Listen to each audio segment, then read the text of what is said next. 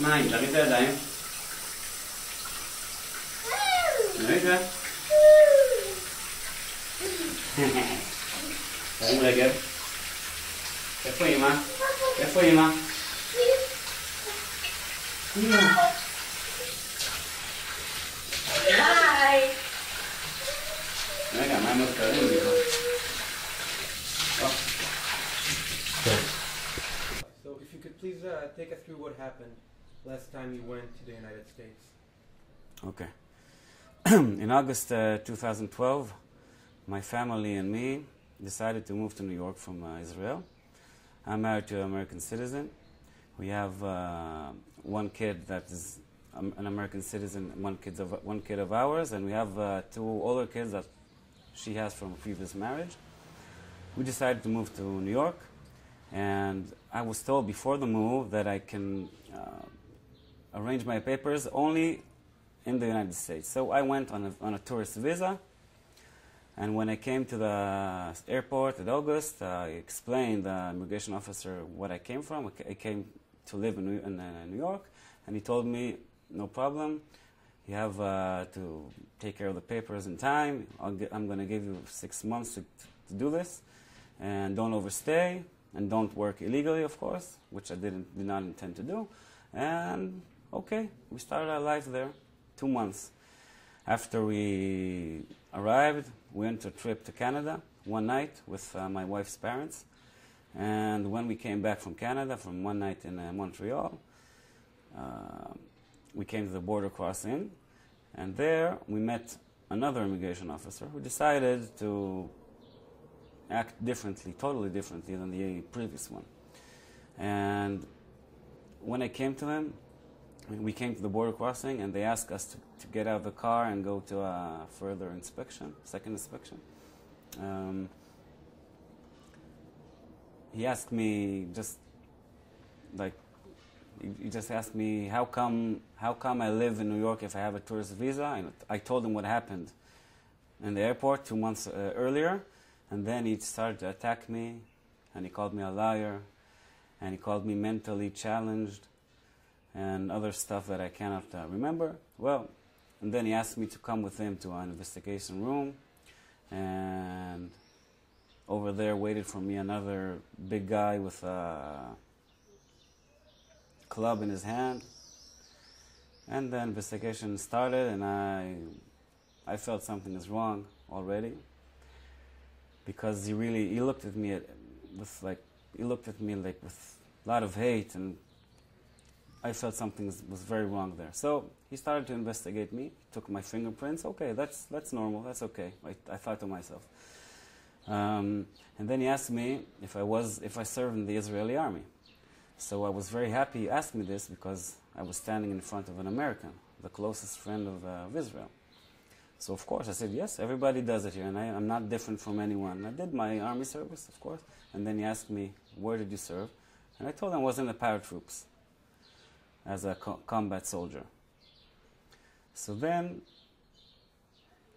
he told me something I was very surprised and shocked to hear. He just accused me, or suggested that I was involved in crimes against humanity. I was shocked from this question or suggestion. Well, I just didn't understand what made this come up from an American official immigration officer. I thought I was talking to a friend. I had done military drills with American soldiers when they came to Israel, so it was unbelievable. And then I asked him, are you suggesting I killed people? He said, no, you don't need to kill people to commit crimes against humanity. Maybe you just tortured Palestinians or something like that. So then I thought to myself, okay, I think it's not going to turn out good here. From that point, I just took my arms from behind and just answered yes, no. Didn't want to make any further conversation with them, just to get it over with and head back home. He threatened me with violence through that guy that was there. He told me that if I would look him in the eyes, he would hit me, and if I would talk with my hands, like many Israeli people does, he will hit me and stuff like that. And I could see the hate in his eyes. But I did not know what I found out later. I did not have an idea that he was the typical anti-Israeli character. I did not know that, but I did notice that he himself is an immigrant because he had a very, very heavy accent. And I could tell immediately that he's not an American. And he himself immigrated there, and it was just inhuman to see an immigrant does the same thing to an immigrant. While you see he comes with his family, 3 little kids, parents, I was not there alone, just a person who wants to come and work illegally or something. I was with the family. I'm legally married to my wife, which is a citizen. We have a son together, which is a citizen. That was crazy. Now, you said you realized he's an anti-Israeli. How did you come to realize that? Okay, when we saw that there was nothing more to do, and he said, you cannot go in, we went back to Canada to spend the night. Then went to the American consulate in Montreal, and we asked for them to help us. And they said they were shocked by this. They don't understand how this thing happened. But they said there's nothing they can do about it, and I should go back to Israel and take care of my stuff from Israel, because there's no other option. So the next night, I flew back. My kid, our kid, came with her parents the day after, and from then I started to look after him, because I remembered his last name. And I started look after him in the internet to see who he is, and maybe I can find some details of him. And I found a lot of details. I found, first of all, and the main thing, I found his Facebook page, which is full of anti-Israeli pictures and groups he's member in, and even some anti-American posters that stop the American aid to Israel and stuff like that. I found a comment he made on another social network where he says he is against Alicia Keys to come and perform here next month. She's coming to perform in Israel.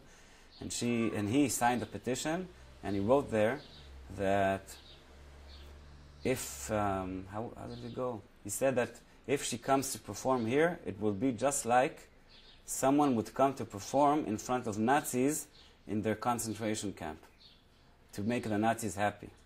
So we can see who we're talking about. Yeah. Now, but here's the question that we have to ask, because we are dealing with the United States, who has a very well-oiled bureaucracy machine, yeah, an immigration machine. So why you? Because it's not obviously an official position of the U.S. government to deny Israelis of crossing the border or even citizenship. Of course not. And I'm eligible to get this green card because I meet all the criteria. I'm married to an American citizen. We have a son. It's not like we made up this marriage in order to, many people does that. But I'm not like that. And I came and I said only the truth.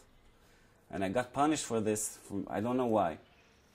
And I'm not accusing the American system or the American... No. I'm accusing this person because I met another immigration officer 2 months before. And he understood. And he saw us. He said, okay, go and do what you have to do and everything's okay. But this guy just wanted to harm us. And now, with all the details I have on him, I can see the connection. And I can see why he did it. Now, do you have any sort of a formal letter or a formal reply from U.S. Immigration regarding your status? No. The immigration has given no reply whatsoever, nothing. The American embassy, they just give us like a computer-generated email, You have to fill out this and this form, and it would take 8 to 10 months. And stuff. No consideration in our family condition. No consideration in all the all the stuff that are here to see. They just treat me like another one out of 10 million people and I can understand this, yeah. But We're shouting, we're trying to make everybody see. This is wrong. This is absolutely wrong what happened here. So, I know this is a difficult question, but we do have to ask it. So, there's no official reply from the U.S. No, we know that that's not the policy because we see Israelis come back and forth from the United States. So I'll ask again, why you? Where? How do we know what happened in that room beside you and that immigration officer? No one can know, of course. I'm not. It's my word. It's his word. He can say nothing happened. He can deny everything. I did not record this. This is not my way of thinking. I came with my truth. I came with good. I did not do anything wrong. I wouldn't think of going if I thought something is wrong. Why should I leave the country for one night? It was not crucial. I mean, it was so innocent, and I was based on the knowledge I got from the previous immigration officer when I entered at first. He told me everything is okay. So, what's okay? Where's the law? Is this okay or is this okay? Let me know and give me an answer and give us an answer and let us. We're 8.5 months like this, so let's move things. Let's let those kids be with their parents together. Now, you mentioned the kids, you mentioned the family. How did the situation have affected your family? Have affected Nico, your son? It's very hard for me to even to talk about it, but still, I must. It's hard to see because he does not talk. He's only 1.5 years old, but you can see even through Skype when he sees his mother, he wants to hug her, he wants to touch her, and he can't. He touches a computer screen. We can see it. It happens almost every day. Not to mention his mother. His mother, she can come here, but it costs lots of money, and she has 2 kids over there. We have 2 kids over there. She can't leave them like that. So she's away from her little baby boy, and he's growing up without a mother, actually. And because of just a poor decision, inhuman and maybe less important, but still, it's also anti-human and also anti-Israeli in this case. Can you see when Nico misses his mom the most? Yeah, mostly when I put him to sleep. Because she came here like 3 times ever since, but only for 2 weeks at a time. So he remembers her putting him to sleep, I guess. You remember her singing to him. I can't give him this exact things. I try to do my best, and I think I do good, but still, it's not the same. And especially at nights, the nights are hard. He wakes up and he wants to see her come to her, but it's only me all the time. Does it all make you look maybe differently on your idea of service? Being that was the trigger to whatever happened? I don't regret what I did there, even not now, because I did. I remember myself as a young soldier, and after that in reserves. I always thought about giving a human treatment to the population I meet all the time. One of my goals was to give a different example of Israeli soldiers. Many other does this now. I'm not special, but that was my idea. One very important thing to me to bring a different Israeli soldier, to show human treatment. And it's so ironic that this person called me a war criminal just because I was Israeli, and I told him I was a combat soldier, but he doesn't know nothing. He's all the way in the other side of the world. What does he know? What does he know about me? Nothing. He just judged me, and that's it. Does it make it look any different on America as a country? No. I know they have to do this. I know many people suffer. I hope, and I heard the president talk about changing the system. But no, I'm angry only on this immigration officer because 2 months earlier I met another one and was very human and very considerate, and so no, I'm not seeing it different. Well, you know, this is probably going to be not the last question, but just to like sum it up, how can you explain that, you know, one's man action, that immigration officer's action, and basically based on whatever agenda that he had, affected your life so severely? How can you explain that? It's very hard to.